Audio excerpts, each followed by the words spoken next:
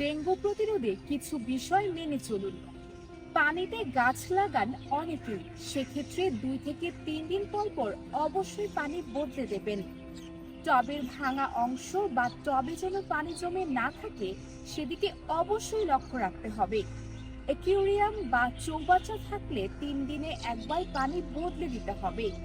ঘরের আশপাশ পরিষ্কার রাখতে হবে, ময়লা আবর্জনা যেন জমে না থাকে।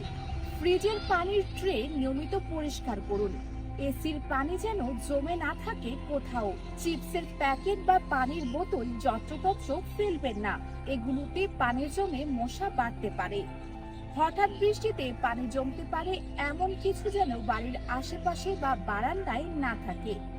ঘরে যেন পর্যাপ্ত সূর্যের আলো প্রবেশ করে সেদিকে অবশ্যই লক্ষ্য রাখা জরুরি। বাথরুমের বালতি, মগ বা বদনাতেও পানি জমিয়ে রাখবেন না।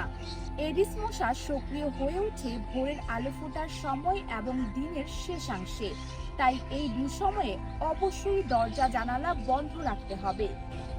দিনে ও রাতে ঘুমানোর সময় মশারি ব্যবহার করুন। মশা নিরোধক ক্রিম ব্যবহার করতে পারেন প্রয়োজনে। বাড়ির আনাচে কানাচে মশার স্প্রে ছিটান।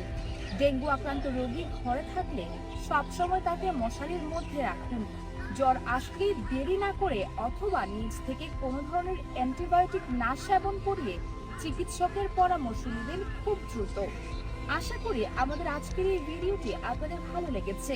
ভিডিও ভালো লাগলে অবশ্যই লাইক, কমেন্ট ও শেয়ার করবেন। ইউএস বেঙ্গলের সঙ্গেই থাকবেন। ধন্যবাদ।